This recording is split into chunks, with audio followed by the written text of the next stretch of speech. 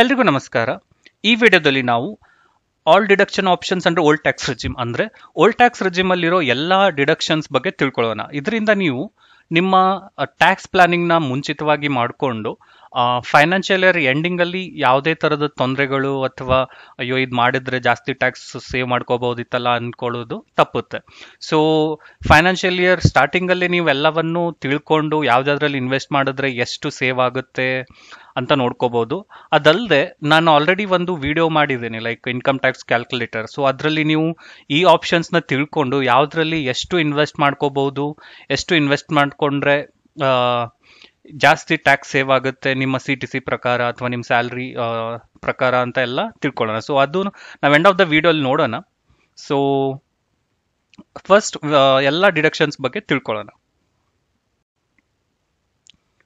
So ಇದು list of deductions in ATC and other section. So ಈ particular ವಿಡಿಯೋದಲ್ಲಿ ಅಥವಾ ಈಗ ನಾವು ಏನ್ ಡಿಸ್ಕಸ್ ಮಾಡೋಣಪ್ಪ ಅಂದ್ರೆ ATC ಯಲ್ಲಿರೋ ಎಲ್ಲಾ ಡಿಡಕ್ಷನ್ ಸೆಕ್ಷನ್ಸ್ ಬಗ್ಗೆ ತಿಳ್ಕೊಳ್ಳೋಣ. ಸೊ ಸೆಕ್ಷನ್ ATC ಇದು one of the most popular ಮತ್ತೆ ತುಂಬಾ ಜನ ಯೂಸ್ ಮಾಡುವಂತ ಸೆಕ್ಷನ್ ಆಗಿದೆ. ಸೊ ಇದರಲ್ಲಿ ಇನ್ವೆಸ್ಟ್ಮೆಂಟ್ ಇನ್ PPF ಅಂದ್ರೆ ನೀವೇನಾದ್ರೂ PPF ಅಲ್ಲಿ ಇನ್ವೆಸ್ಟ್ ಮಾಡ್ತಿದ್ರೆ ಅಥವಾ employees share of PF contribution. So ನಿಮ್ಮ PF ಕಾಂಟ್ರಿಬ್ಯೂಷನ್ ಅಲ್ಲಿ ಎಂಪ್ಲಾಯಿ ಶೇರ್ ಎಷ್ಟಿದೆ ಅದು, ಆಮೇಲೆ NSCs ಅಂದ್ರೆ ನ್ಯಾಷನಲ್ ಸೇವಿಂಗ್ ಸರ್ಟಿಫಿಕೇಟ್ ಅದಾದ್ಮೇಲೆ ಲೈಫ್ ಇನ್ಶೂರೆನ್ಸ್ ಪ್ರೀಮಿಯಂ ಪೇಮೆಂಟ್. ನೀವೇನಾದ್ರೂ ಲೈಫ್ ಇನ್ಶೂರೆನ್ಸ್ ಪ್ರೀಮಿಯಂಗೆ ಪ್ರೀಮಿಯಂ ಪೇಮೆಂಟ್ ಮಾಡ್ತಿದ್ರೆ ಅದನ್ನು ಕೂಡ ನೀವು ಸೆಕ್ಷನ್ ATC ಅಲ್ಲಿ ಕ್ಲೇಮ್ ಮಾಡ್ಕೋಬಹುದು. ಆಮೇಲೆ ಚಿಲ್ಡ್ರನ್ಸ್ ಟ್ಯೂಷನ್ ಫೀ, ನಿಮ್ಮ ಮಕ್ಕಳ ಟ್ಯೂಷನ್ ಫೀನ ಕೂಡ ನೀವು ಕ್ಲೇಮ್ ಮಾಡ್ಕೋಬಹುದು. ಆಮೇಲೆ principal repayment of home loan, ನಿಮ್ದೇನಾದ್ರೂ ಹೋಮ್ ಲೋನ್ ಇದ್ರೆ ಸೊ ಹೋಮ್ ಲೋನ್ನ ಪ್ರಿನ್ಸಿಪಲ್ ಅಮೌಂಟ್ ನ ನೀವು ಸೆಕ್ಷನ್ ATC ಅಲ್ಲಿ ಕ್ಲೇಮ್ ಮಾಡ್ಕೋಬಹುದು.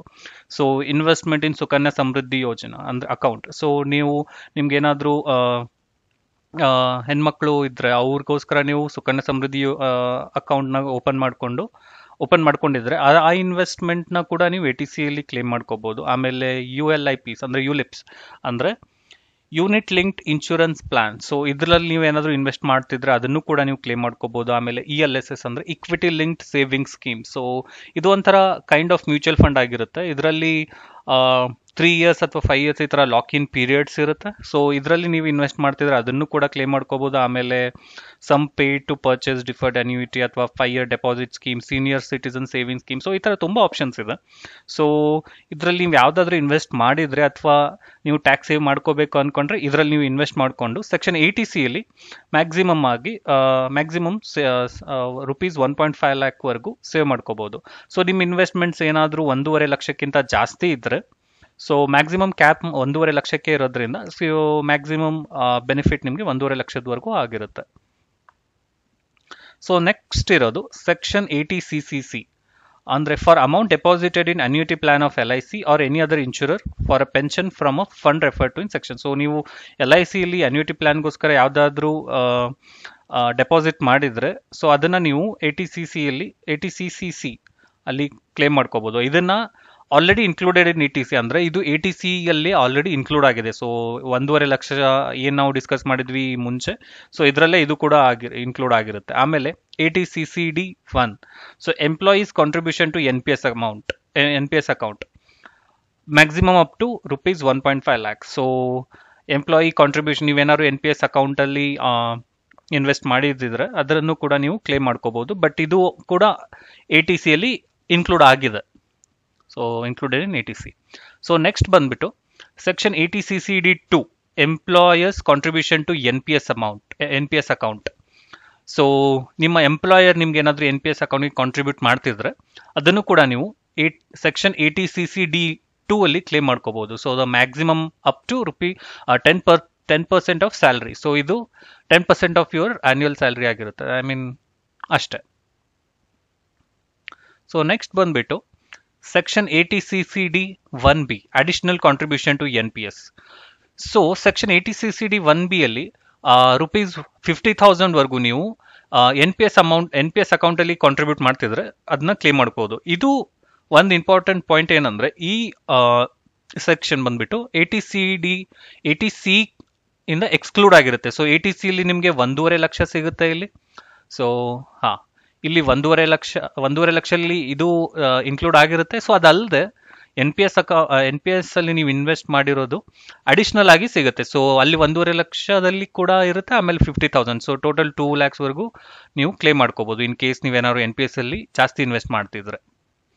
ನೆಕ್ಸ್ಟ್ ಬಂದ್ಬಿಟ್ಟು section 80TTA, interest income from savings account.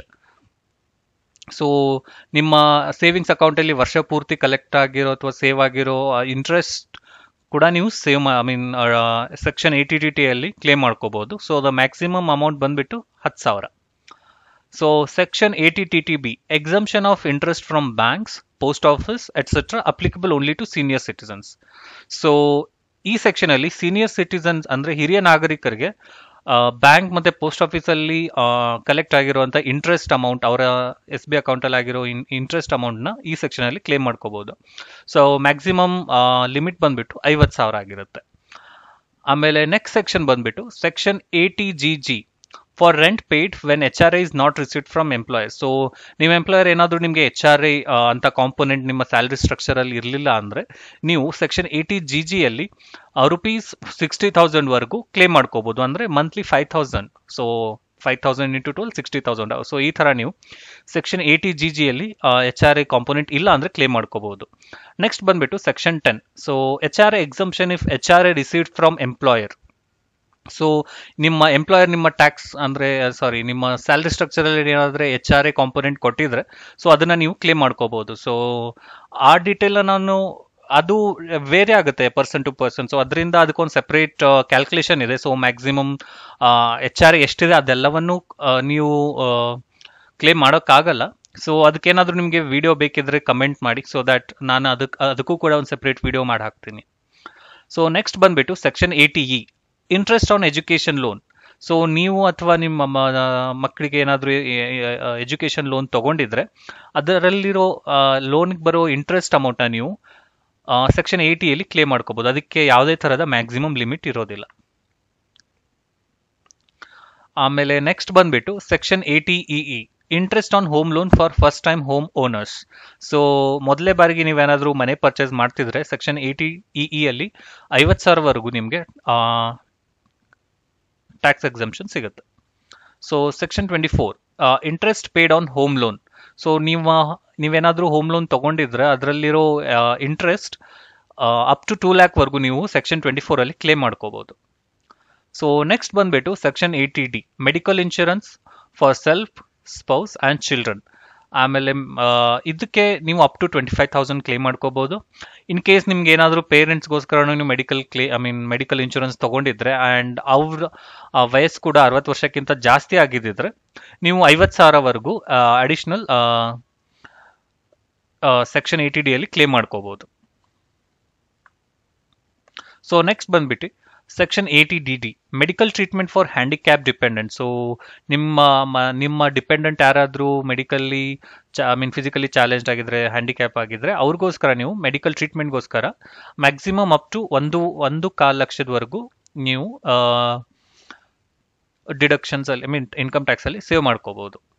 ಆಮೇಲೆ section 80DDB, medical expenditure on self or dependent relative for diseases specified in rule 11DD. So ಕೆಲವೊಂದು list of ಡಿಸೀಸಸ್ನ income tax of India website ಅಲ್ಲಿ rule 11DD ಪ್ರಕಾರ display ಮಾಡಿರ್ತಾರೆ, list ಕೊಟ್ಟಿದ್ದಾರೆ. So ಆ list ಅಲ್ಲಿ ಏನಾದರೂ ಸ್ಪೆಸಿಫಿಕ್ ಆಗಿ ಡಿಸೀಸ್ ಇದ್ರೆ ಆ ಡಿಸೀಸ್ಗೆ ನೀವು ಏನಾದರೂ ಟ್ರೀಟ್ಮೆಂಟ್ ತಗೋತಿದ್ರೆ ನೀವು ಮ್ಯಾಕ್ಸಿಮಮ್ 1 ಲಕ್ಷದವರೆಗೂ ಟ್ಯಾಕ್ಸ್ ಎಕ್ಸಂಪ್ಷನ್ ಪಡ್ಕೋಬಹುದು. ಆಮೇಲೆ ನೆಕ್ಸ್ಟ್ ಬಂದ್ಬಿಟ್ಟು section 80U, self suffering from disability, maximum up to ₹1.25 lakh. So ನಿಮ್ಗೆ ಏನಾದರೂ ಸ್ಪೆಸಿಫಿಕ್ ಆಗಿ ಡಿಸಬಿಲಿಟಿ ಇದ್ರೆ ಅದಕ್ಕೋಸ್ಕರ ಕೂಡ ನೀವು ಟ್ಯಾಕ್ಸ್ ಇನ್ಕಮ್ ಟ್ಯಾಕ್ಸ್ ಅಲ್ಲಿ ನೀವು ಸೆಕ್ಷನ್ 80U ಅಲ್ಲಿ ಡಿಡಕ್ಷನ್ಸ್ ಪಡ್ಕೋಬಹುದು. ಆಮೇಲೆ ನೆಕ್ಸ್ಟ್ ಬಂದ್ಬಿಟ್ಟು section 80GGC, contribution by individuals to political parties. So ನೀವೇನಾದರೂ ಪೊಲಿಟಿಕಲ್ ಪಾರ್ಟೀಸ್ಗೆ ನೀವೇನಾದರೂ ದೇಣಿಗೆ ರೂಪದಲ್ಲಿ ಏನಾದರೂ ಕಾಂಟ್ರಿಬ್ಯೂಷನ್ ಮಾಡ್ತಿದ್ರೆ ಅದಕ್ಕೋಸ್ಕರ ನೀವು ಮಾಡ್ತಿದ್ರೆ ಲೈಕ್ ಸೆಕ್ಷನ್ 80GGC ಅಲ್ಲಿ ನೀವು ಅದನ್ನ ಟ್ಯಾಕ್ಸ್ ಬೆನಿಫಿಟ್ ಪಡ್ಕೋಬಹುದು. ಬಟ್ ಒಂದು ಪಾಯಿಂಟ್ ಏನಪ್ಪಾ ಅಂತಂದ್ರೆ ಆ ಅಮೌಂಟ್ ಕ್ಯಾಶಲ್ಲಿ ಕೊಡಂಗಿಲ್ಲ. ಸೊ ನೀವು ಅದನ್ನ ನೆಟ್ ಬ್ಯಾಂಕಿಂಗ್ ಅಲ್ಲಿ ಟ್ರಾನ್ಸ್ಫರ್ ಮಾಡ್ಬೋದು, ಟ್ರಾನ್ಸಾಕ್ಟ್ ಮಾಡ್ಬೋದು, ಅಥವಾ ಚೆಕ್ ಅಥವಾ DD ಮುಖಾಂತರ ಕೊಡ್ಬೋದು, but not through cash. So next ಬಂದ್ಬಿಟ್ಟು section 80 RRB, deduction on income by way of royalty of a patent. So ಈ ಪರ್ಟಿಕ್ಯುಲರ್ ಸೆಕ್ಷನ್ ಅಲ್ಲಿ ನೀವೇನಾದ್ರೂ ಪೇಟೆಂಟ್, ನಿಮ್ಮ ಹತ್ರ ಏನಾದ್ರೂ ಪೇಟೆಂಟ್ ಇದ್ರೆ, ಸೊ ಅದ್ರ ಥ್ರೂ ಬರೋ ಇನ್ಕಮ್ ಅಂದ್ರೆ ರಾಯಲ್ಟಿನ ನೀವು ಸೆಕ್ಷನ್ 80 RRB ಅಲ್ಲಿ ಕ್ಲೇಮ್ ಮಾಡ್ಕೋಬಹುದು, ಬಟ್ ಮ್ಯಾಕ್ಸಿಮಮ್ ಲಿಮಿಟ್ ಇರೋದು 3 lakh. So standard deduction, so ಇದು ಬಂದ್ಬಿಟ್ಟು ಎಲ್ಲ ಸ್ಯಾಲರಿಡ್ ಎಂಪ್ಲಾಯೀಸ್ಗೂ ಬೈ ಡಿಫಾಲ್ಟ್ ಆಗಿರುತ್ತೆ, ಹಾಗೆ ಪೆನ್ಷನರ್ಸ್ ಕೂಡ ಇರುತ್ತೆ. So flat deduction for salaried employees and pensioners, so ಇದು 50,000 ಆಗಿರುತ್ತೆ. ಸೊ ಇದು ಎಲ್ರಿಗೂ ಅಪ್ಲಿಕಬಲ್ ಆಗಿರುತ್ತೆ. ಸೊ ನೆಕ್ಸ್ಟ್ ಬಂದ್ಬಿಟ್ಟು section 80G, income tax deduction on donations. So ನೀವೇನಾದ್ರೂ ಕೆಲವೊಂದು ಆರ್ಗನೈಸೇಷನ್ ಅಥವಾ ಚಾರಿಟೇಬಲ್ ಟ್ರಸ್ಟ್ಗೆ ನೀವು ಡೊನೇಷನ್ಸ್ ಕೊಡ್ತಿದ್ರೆ ಅದನ್ನ ಸೆಕ್ಷನ್ 80G ಅಲ್ಲಿ ನೀವು ಕ್ಲೇಮ್ ಮಾಡ್ಕೋಬಹುದು. ಬಟ್ ಅದರಲ್ಲಿ ಏನಪ್ಪಾ ಅಂತಂದ್ರೆ 50% or 100% based on relief funds and organisation. So ಎಲ್ಲ ಆರ್ಗನೈಸೇಷನ್ ಕೂಡ ಅದು ವೇರಿ ಆಗುತ್ತೆ. ಸೊ ಅದನ್ನ ನೀವು ಅವ್ರ ಜೊತೆ ಚೆಕ್ ಮಾಡಿಕೊಂಡು ಸೆಕ್ಷನ್ 80G ಅಲ್ಲಿ ಕ್ಲೇಮ್ ಮಾಡ್ಕೋಬಹುದು. ಸೊ ಈ ತರ ನಾವು ಬೇರೆ ಬೇರೆ ಡಿಡಕ್ಷನ್ಸ್ ಆಪ್ಷನ್ ನ ಯೂಸ್ ಮಾಡಿಕೊಂಡು ನಮ್ಮ CTC ಪ್ರಕಾರ ಮ್ಯಾಕ್ಸಿಮಮ್ ಲಿಮಿಟ್ ಏನಿದೆ ಅದನ್ನು ನೋಡಿಕೊಂಡು ಮ್ಯಾಕ್ಸಿಮಮ್ ಟ್ಯಾಕ್ಸ್ ಬೆನಿಫಿಟ್ ಪಡ್ಕೊಳ್ಳೋಕೆ ನೋಡೋಣ. ಸೊ ಇದಕ್ಕೋಸ್ಕರ ನಂದು ಒಂದು ಯೂಟ್ಯೂಬ್ ಅಲ್ಲಿ ಆಲ್ರೆಡಿ ವಿಡಿಯೋ ಇದೆ. ಸೊ ಅದನ್ನ ಯಾವ ತರ ಯೂಸ್ ಮಾಡಿಕೊಂಡು ನೀವು ಮ್ಯಾಕ್ಸಿಮಮ್ ಟ್ಯಾಕ್ಸ್ ಬೆನಿಫಿಟ್ ಪಡ್ಕೋಬಹುದು ಅಂತ ನೋಡೋಣ. ಸೊ ನೀವು ನನ್ನ ಚಾನಲ್ ಸ್ಟ್ರೀಮಿಂಗ್ ಬಿಟ್ನ ಯೂಟ್ಯೂಬ್ ಅಲ್ಲಿ ಓಪನ್ ಮಾಡಿ.